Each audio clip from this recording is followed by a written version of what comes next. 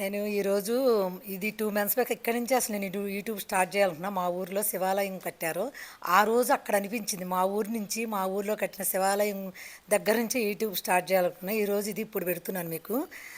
మా ఊర్లో ఒక కాలువ, కృష్ణానది కాలువ ఉంటుంది. కాలువ ఒడ్డున శివాలయం కట్టించారు. అసలు ఎంత అద్భుతం అంటే లాస్ట్ 2 మంత్స్ బ్యాక్ వెళ్ళాము. ఆ ఊరు ఆడపిల్లలు ఆడపడుచులు అందరూ వచ్చి ఎంత ఆహ్లాదంగా అనిపించిందంటే మేము చిన్నప్పుడు రోజులన్నీ గుర్తొచ్చినాయి. ఆ కాలువ దగ్గరికి వెళ్ళి కార్తీక మాసంలో దీపాలు వదలటం, ఇక్కడే శివాలయం కట్టడం. అసలు ఆ చిన్నప్పుడు మేము అది శివాలయం లేకపోయినా ఆ ఒడ్డున పూజ చేసుకుని కార్తీక మాసం పూజలు అప్పటి నుంచి మాకు భక్తి అనేది నా చిన్న ఏజ్ నుంచి మా తాతయ్య అమ్మ నానమ్మలతో ఆ కాలువగట్టుకు వెళ్ళి స్నానం చేసి ఇప్పుడు వాళ్ళకి ఎంత ఫెసిలిటీ వచ్చింది. శివాలయమే కాలువగట్టు పక్కన కట్టారు.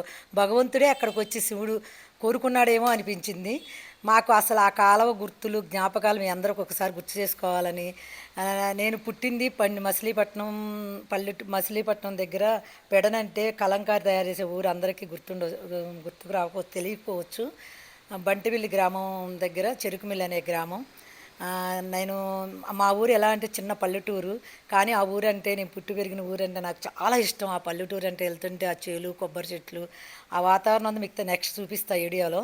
ఈ ఈ శివాలయం ఓపెనింగ్కి మా ఊరు ఆడపడుచులు అందరూ ఎప్పుడెప్పుడో ముసలోళ్ళు అందరూ వస్తామంటే అసలు ఆ గుడి దేవుడు అందరు ఆడపిల్లలందరూ రావాలని చెప్పారనమాట.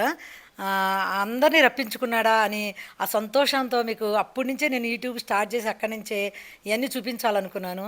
మా అమ్మని, నా పుట్టినూరు, నా కన్న తల్లిని ఫస్ట్ మీకు ఇంట్రొడక్షన్ చేయాలనుకున్నాను. నా తల్లి అంటే నాకు ఎంతో, మా అమ్మ అంటే అమ్మ అంటే అందరికి ఇష్టం, కానీ ఆ ఊరన్నా ఆ ఊరు అమ్మతో సమానం నాకు. అమ్మ కంటే కూడా ఎక్కువ. చెరుకుమిల్లి గ్రామం. ఆ ఊర్లో ఆడపడుచులు అందరూ చిన్న పల్లెటూరు సైకిళ్ళు వేసుకుని మేము చాలా దూరం చదువుకోవడానికి రావాల్సి వచ్చేది. చదువుకోవడానికి కూడా ఫెసిలిటీస్ ఉండేవి కాదు. ఇప్పటికీ ఆ ఊరికి బస్సు ఫెసిలిటీ లేదు. మధ్యదారిలో వెళ్తే ఆ ఊరు అందరూ బైకుల మీద, ఎవరైనా నడుచుకుంటూ వస్తుంటే బైక్ మీద వెళ్ళేవాళ్ళు వచ్చేవాళ్ళు దింపుతారు. మా ఊరు చిన్నదైనా మా ఊర్లో నాన్ వెజ్కి కానీ ఫిష్లకి సాల్ట్ పండిస్తారు. అక్కడ అటు సైడే పక్కకి సముద్రం బీచ్ ఉంటుంది. శివాలయం కట్టిన కొంచెం ఇటు పక్క కృష్ణానది, అటు పక్కన సముద్రం ఉంటుంది.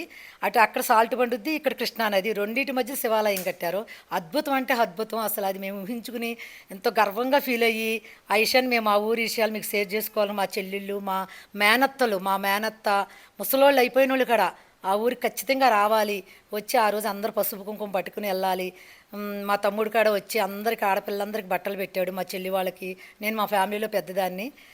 మా నాన్నగారు వాళ్ళు 4 అన్నదమ్ములు అయితే నేను ఆ కుటుంబంలో పెద్దదాన్ని. అందరూ మా సిస్టర్సే నాకు. నేనైతే ఓన్ ఒక్కదాన్ని. మా అమ్మ గార్డెన్ కూడా చూడండి.